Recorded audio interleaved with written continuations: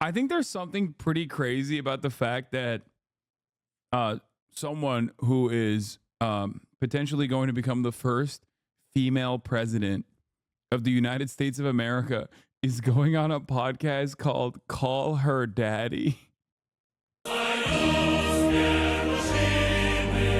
So cute, my little Hasanito. This has 38,000 views? No way. This is a re-upload, right? Daddy. It is good to be with you. Thank you so much for being here. Of course. We're in the final stretch of the election. Yes. How are you feeling? I'm feeling great. And I'm feeling nervous. You know, there's this old adage, there are only two ways to run, without an opponent or scared. So there you go. The only thing that matters is really just spending as much time as I can, as much time as I possibly can, meeting with people and talking with them about the stakes and their future. I'm curious, like, you don't do too many long form interviews. What made you want to do Call Her Daddy today? Well, I think you and your listeners have really got this thing right, which is one of the best ways to communicate with people is to be real. You know, and to talk about the things that people really care about. I mean, what I love about what you do is that Oh my God. Oh, your voice and this is a barred out one, dude. This is a barred out one. your show is really about your listeners. And I think especially now, this is a moment in the country and in life where people really want to know they're seen and heard and that they're part of a community, that they're not out there alone. And so I'm really glad to be with you. Thank you. Yeah. Thank you for taking the time. I know you're a very busy person. I really like to get to know people on my show. Okay. Obviously, we are going to talk about all the issues that are going on, but I also want to get to know you as a person today. Is that okay with you? Of course. Okay, let's get into it. Growing up, my mother is a psychologist. Yes. Oh, how is that? Oh, it was great question. Now in hindsight, like fabulous. Yeah. When I was in it, I was like, Mom, why do you know everything? Like, leave me Yeah, alone. But yeah. one thing I really valued was she really emphasized the importance of mental health and Yes. talking about our feelings and Yeah. communicating. And Yeah. I know that you were primarily raised by your mother. Yes. Can you share with me, like, what values did your mom instill in you from a young age? Well, you know, similar to what you described about your mother, my mother definitely impressed upon us the importance of us being able to express how we were feeling. And a lot of it, I think, was also about her teaching us that we had agency. And so that things don't just happen to you. And so think about. I think there's something pretty crazy about the fact that someone who is potentially going to become the first female president of the United States of America is going on a podcast called Call Her Daddy. Like, what a wild political cycle. How you were feeling, not just as a way to dump, but also as a way to kind of figure out where you are in a moment, right? And center yourself.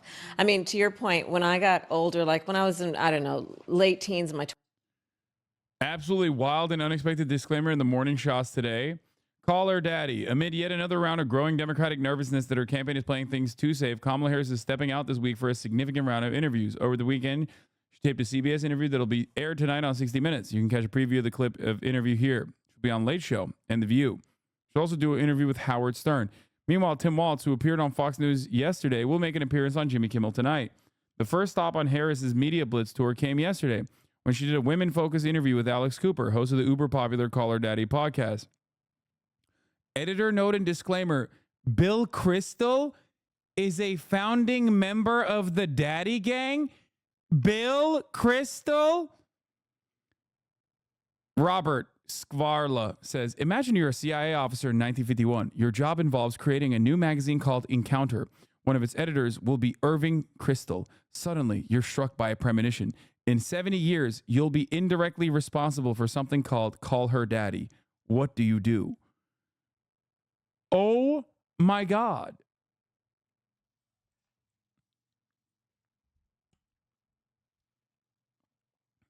Bill Kristol is a founding member of the Daddy Gang? What is going on? Why? Dude, America is such a weird. Dude, this is literally just like. uh,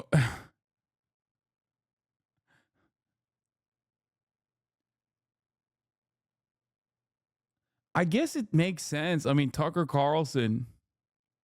No wonder people become like fucking conspiracy brained people, dude. Tucker Carlson's dad is literally a CIA member. Okay.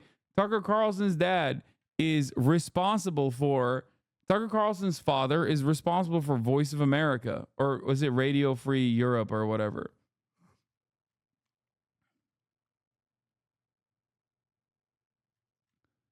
Bill Kristol is an American neoconservative writer. Kristol is now the editor at large of the center right publication, The Bulwark, and has been the host of Conversations with Bill Kristol. Kristol played a leading role in the defeat of the Clinton healthcare plan of 1993, as well as advocating for the 2003 invasion of Iraq. He has been associated with a number of conservative think tanks. He was a chairman of the New Citizenship Project. In 1997, he co-founded the Project for the New American Century, PNAC, with Robert Kagan. So he's a member of the Board of Trustees for the Manhattan Institute Policy Research, which is an American conservative think tank, which houses the likes of, if I'm not mistaken, Christopher Rufo. Right? Christopher Rufo is the Manhattan Institute guy, right? I think. Wait, let me not get that wrong. I think so. I think he's Manhattan Institute.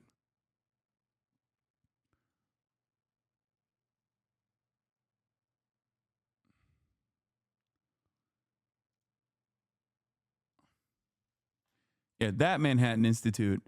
You remember Christopher Rufo?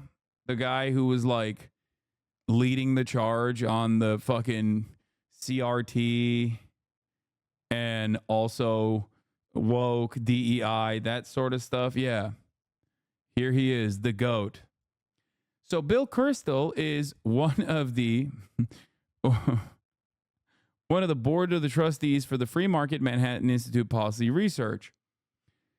He's also a director of the Foreign Policy Initiative. He is one of the 3 board members of Keep America Safe. One day, 20 years from now, the Bulwark's White House correspondent is saying it was a joke. Oh, he is? Oh, fuck. It is a joke? Why would you say that? Hi, Alec. This was, we thought, obviously a joke.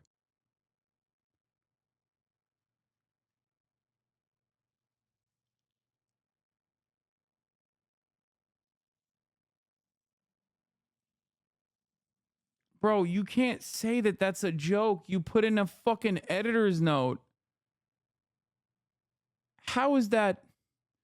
Why would you joke about a fucking...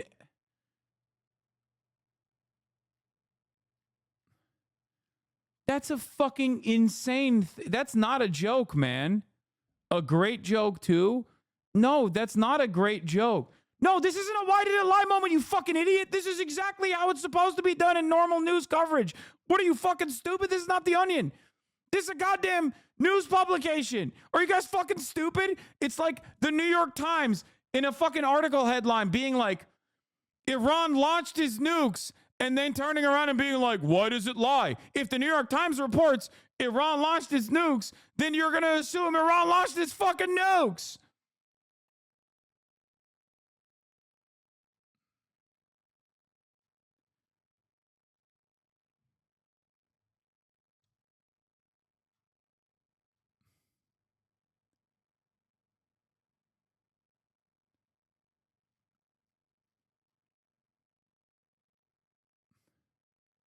There's a difference. This is supposed to be, that's an unverified screenshot, not an article. It's a screenshot from the article. Why would you? Dude, I'm sorry. You guys are fucking insane if you consider a news organization writing a fucking editor's note when normally they put in the editor's note as a conflict of interest oftentimes, you know what I mean, in the exact same format. There is a major difference between clickbait headlines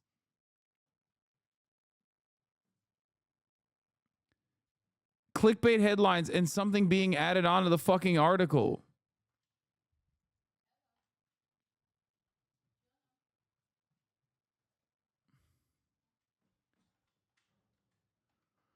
Oh my God.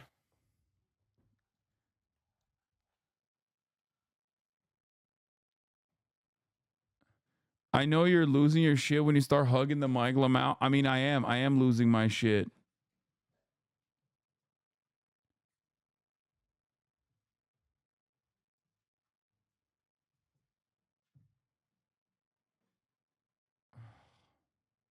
Anyway, regardless, one day I do think this about the Never Trump Republicans, okay? I do think personally that one day, 20 years down the line, okay, 20 years down the fucking line, we are going to be reading news articles, if America still exists, about how the Republican neocons of the Bush administration expertly took advantage of the chaos that was happening in the aftermath of the first Trump presidency to completely overtake the Democratic Party and reshape it in their own vision. Okay? Mark my fucking words. We're going to be doing how do we get here type news articles about how the Republican Party expertly infiltrated the Democratic Party and reshaped it in its own vision. Because we're there right now. I'm just saying it'll take 20 years for the news media to turn around and write these like, how do we get here articles? Based rant to cover for your mistake? No, I mean, that part is still true regardless of the fucking Bill Kristol aspect of it.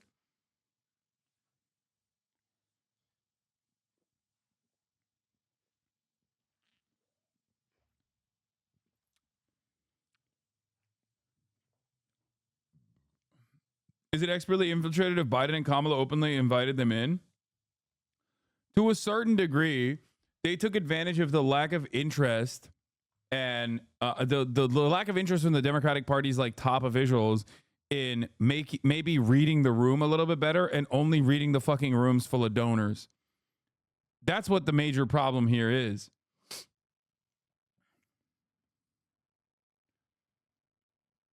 You will see. It's already happening currently.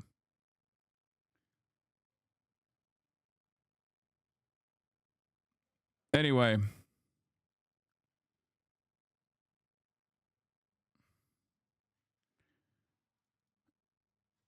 '20s. If I came home with a problem, I'm telling you, every time if I came home with a problem, the first thing my mother would do is she would look at me like other mothers, I believe, were hugging their kids and like, oh, honey, what can I do? And my mother, the first thing, what did you do? But here's the thing that I realized. She was actually teaching me.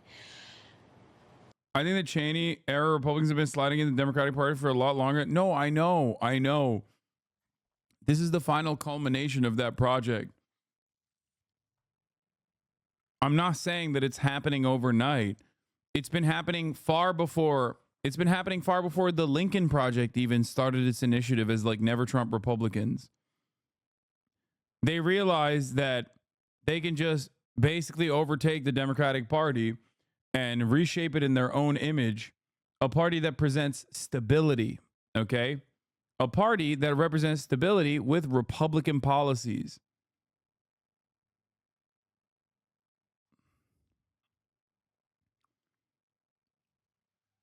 That's it. it's been going on for quite some time with like third way with third way politics. What is the last version of that? I mean, it's just all neoliberalism through and through. They welcomed it with open arms, especially since the Clinton era. But now they're directly adopting actual former Republicans. They're directly adopting actual former Republicans. Look no further than David Frum. He said it in the fucking Newsweek article that we just read.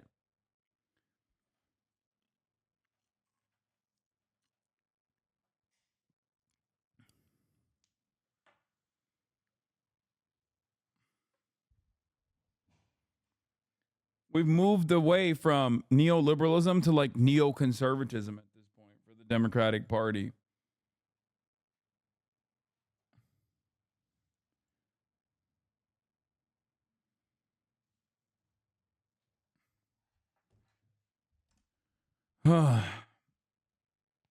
Anyway, you should be focusing on the top of the hour ad break instead of all this stuff, though, because it's coming for you at the top of the hour.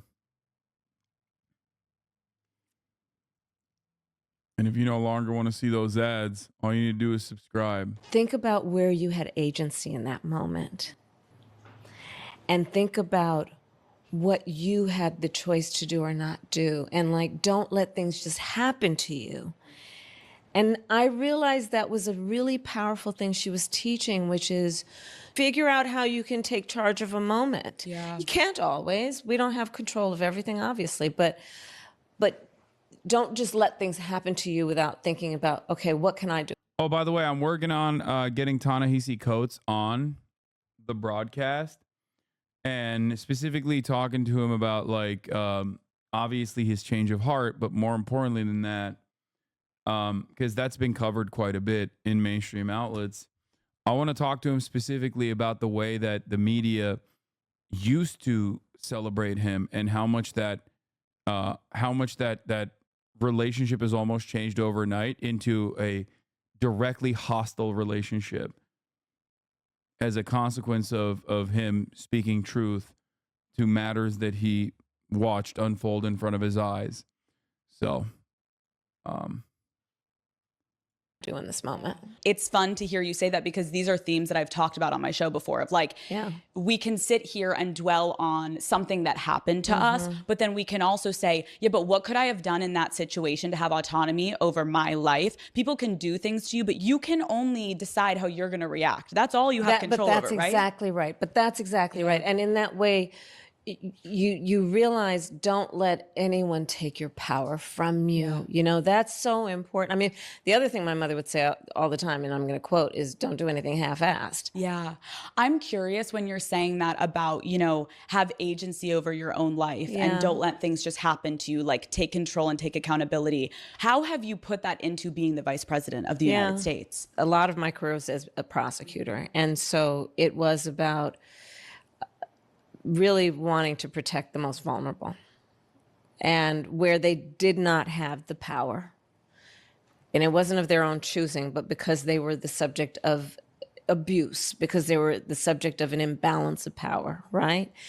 And so a lot of the work that I've done has been about wanting to restore to the extent I can play a role. Here's the cut 7 One minute out of three version. women are, by the At a rally in Pennsylvania, former president. So they put like a 7-minute video, and from what I heard, like a lot of the fucking comments were very upset. It turns out that the current ratio 6 hours ago was 12K likes versus 49K dislikes. Apparently, okay, yeah, Chicago, you did do something. Apparently, her fucking audience hates it. Her audience absolutely hates it. Yeah, I mean, it probably got brigaded. YouTube comments are notoriously conservative. Yeah, but I could totally see Call Her Daddy podcast like audience being somewhat right wing. It is a former Barstool. It is a former Barstool publication after all. And her audience is predominantly white women. And white women Well, let's just say they're still holding on to that good old Republican Party, okay? They're still desperately clinging on to whatever crumb of power they feel they will have over minorities by remembering that they're white. And I guess simultaneously forgetting that they are women. You knew about this podcast before Kamala went on? Call Her Daddy? Yeah, it's a super fucking, it's a massive podcast for years now. This person, I think, has like $100 million contract from Spotify, for the record. For those asking why Harris went on Call Her Daddy, NPR obtained audience data on the show from Edison Research. 70% women, 76% under 35, 93 under 45, 48% Democrat, 24% Republican, 20% independent, 34% live in the South, 24% in the West, 22% in the Northeast, and 20% in the Midwest.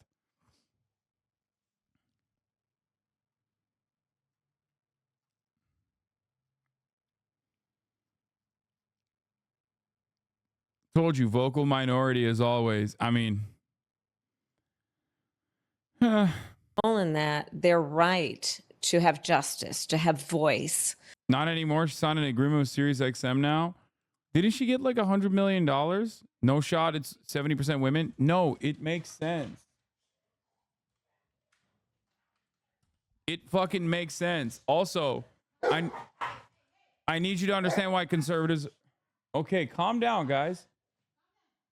I need you to understand something that is very significant here. It's a 70% women audience, and 76% of the audience is under 35. Women under 35 are insanely Democrat leaning. So the fact that they're 48% Democrat means that this is an unimaginably conservative female audience, as in an unimaginably white female audience. Come on, dude. The fuck are you talking about? That's why she went on there.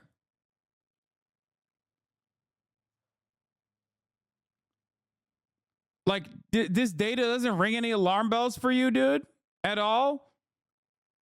Look at the percentage of Democrat Party voters in the under fucking 35% demographic for women. I'm right. Her audience is very fucking conservative. Much more conservative than the average under 35 female demographic.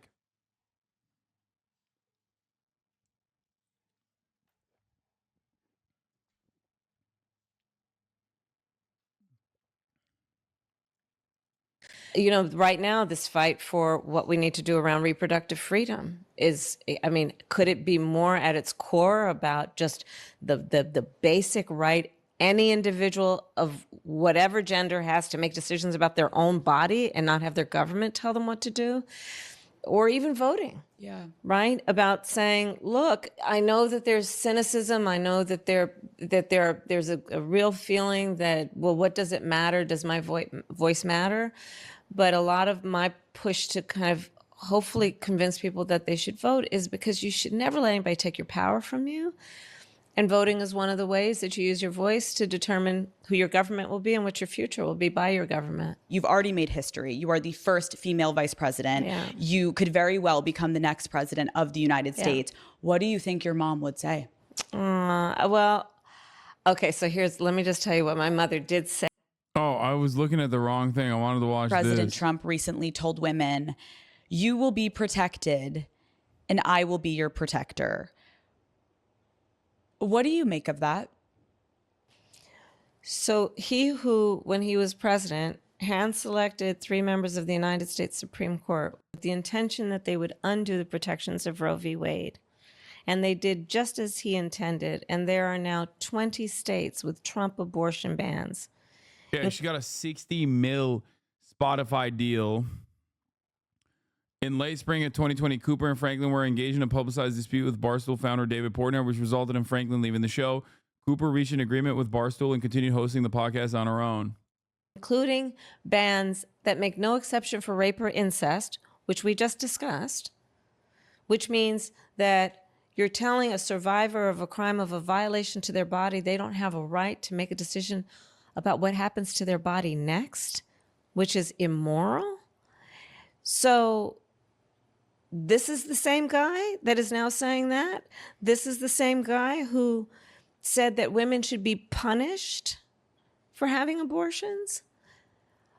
This is the same guy who uses the kind of language he does to describe women. So, yeah, there you go. I do want to focus on abortion for a moment because 2 years ago, Roe v. Wade was overturned and women lost their constitutional right to an abortion. I put out an episode about it. I flew to North Carolina. Yeah.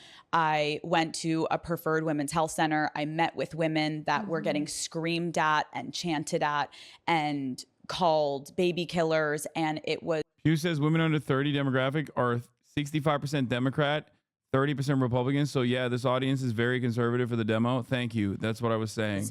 The most eye-opening experience I've ever had because I am a privileged white woman that lives in Los Angeles and I am so... I just love that conservative women just don't care about bodily autonomy. What a great country we have. I mean, what are you supposed to do, you know? You want Kaya to come in? No, close it. No. Kabat.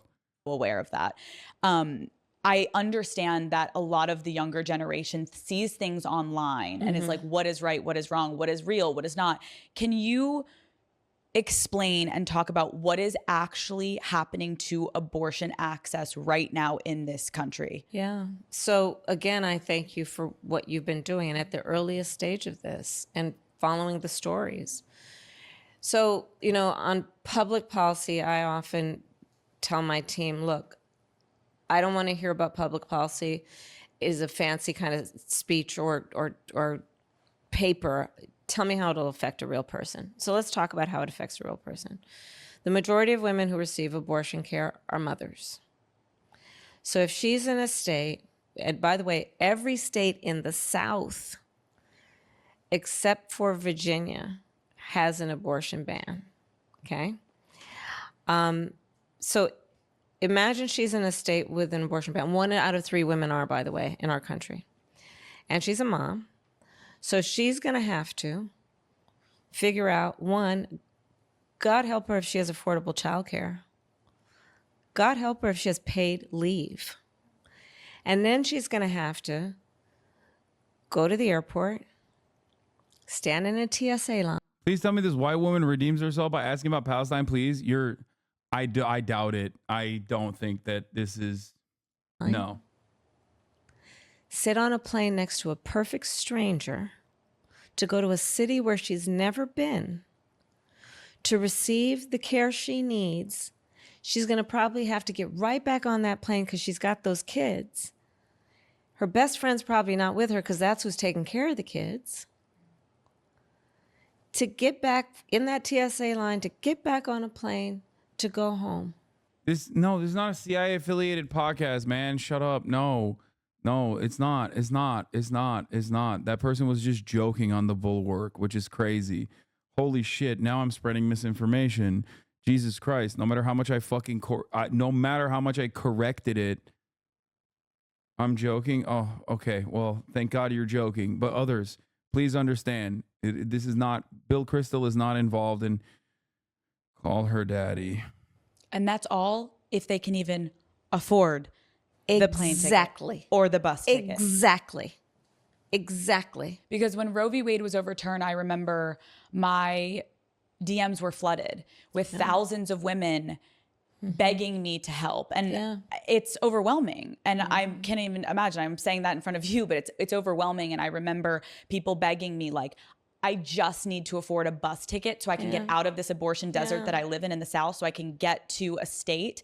But they can't even afford, you know what I mean? So it's like these people are literally landlocked into a position that they don't want to be. And here's the thing. Here's the thing is that you don't have to abandon your faith or deeply held beliefs to agree. The government shouldn't be telling her what to do. If she chooses, she'll talk to her priest, her pastor, her rabbi, her imam, but not the government telling you what to do. And that's what's so outrageous about it, is a bunch of these guys up in these state capitals are writing these decisions because they somehow have decided that they're in a better position to tell you what's in your best interest than you are to know what's in your own best interest. It's outrageous. It's outrageous. I mean, Daddy Gang, to put it in our TikTok terms, I have seen girls on the street walk up to men and be like, do you know where a tampon goes? Do you know how many tampons we use? Do you even know how, like, do you know what a X or Y or Z is of a part of our, and they don't know the answer. I was the first vice president or president to ever in office go to a reproductive health care clinic, ever. Really? Yes. Yes. Yes. I didn't know that, but I guess that makes sense. That shit's crazy, by the way. That is actually fucking nuts. God damn, the Democratic Party is so fucking unimaginably conservative. What the fuck, dude? I remember a fucking time when unironically people were just like, yeah, we can't be funding, like, you know, we can't fund abortion clinics, dude, with federal funds. Like, this country is so goddamn captive to the most insane right-wing sociopaths, dude. Holy fucking shit. One of the best issues on the ballot and one of the best audience to discuss it with, to be honest. Yeah, I mean, this is not a bad podcast appearance, especially if they're talking about abortion, reproductive rights, how she will defend it, all that shit. It's not bad if you want to win the election. Because the reality is every move in this direction counts for the election. This is the exact opposite of going to fucking Wyoming and doing a fucking country is over party with Liz Cheney, and you celebrate Dick Cheney endorsing you there. Like, this is the exact opposite of that. This is at least in the smart direction in terms of campaigning. To your point. And yet the men are making the decisions about our bodies. And here's the other thing about this point, it's about IVF treatments and access. It's about access to contraception, which is very much at risk with these folks. Remember the stem cell research bans? Of course I remember. That's back when, like, online atheists used to fucking hate the Bush administration because they were anti-science. And then they literally adopted the Bush administration's most aggressive stance against Islam and decided Obama was too pro-Muslim and maybe a Muslim himself. Every single person online they used to fucking despise, with the exception of Kyle Kalinske, okay? Every single online atheist. And I know all this because, you know, I, at least at that point, was, like, obviously familiar with the Young Turks, you know. Kyle Kalinske was one of the only fucking atheists online, like annoying atheists online, who didn't fall into that trap.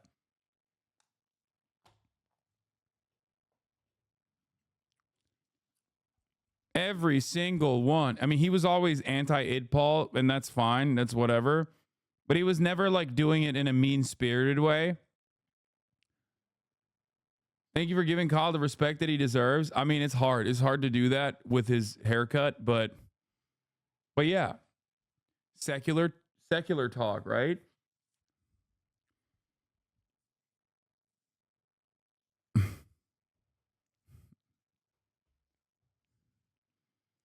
His hair is cool, fam. I mean, I've liked Kyle for years, okay? Come on. I love Kyle. Listen. Kyle Kalinske was one of the very few outspoken online atheists that didn't make that transition from the Bush administration to the Obama administration, and, like, totally fucking decided, like, Islam is the greatest enemy of the Western world and the Western world is superior and we must defend it unconditionally. It is about, back to the point about reproductive health clinics. You know what those clinics also do? They do PAPs. They do. Kyle Fieri gonna take you to secular town? Stop. Breast cancer screenings. They do HIV testing. And they're having to close in many places with these bans. So think about the fact that for anyone who has gone to one of these clinics, you understand that it is sometimes the most trusted place where people receive that kind of health care, because they walk into those places that are generally staffed by people who create a safe place for people to come in without judgment. So anyone seeking any kind of reproductive health care and wanting to go to a place where they feel safe and without judgment, these clinics have often been the place that people can go. And many of them are having to close because of these laws. I was raised Catholic, and abortion is a sin. And when I put out that episode, I had a lot of women reach out to me saying like, wow, I live in the South and I never thought about it that way. Like, maybe I am pro-choice because I won't get an abortion because of my religion, but why should we control what someone else wants to do? And you know what's interesting, Alex, to your point, what I'm finding as I travel? People who before 2 years ago, before Roe v. Wade was overturned, people who felt very strong about that they are anti-abortion, are now seeing what's happening and saying, I didn't intend for all this to happen. And I think that's also why in state after state, so-called red states and so-called blue states, when this issue has been on the ballot, the American people are voting for freedom. Because ultimately it's about, look, this is not about imposing my thoughts on you in terms of what you do with your life or your body. It's actually quite the opposite. It's saying the government shouldn't be telling people what to do. Hi, Daddy Gang. Thank you so much. Being born is a sin to Catholics until you get baptized. Yep, went to high school in the DFW. It's like an odd mix of secular housing and weird evangelical. Someone in my creative writing class wrote a poem from the POV of a baby getting aborted, and it was so fucking weird. Like, who thinks of that? Freaks, man. Hi, Daddy Gang. I'm here with the vice president, and she's being so slay.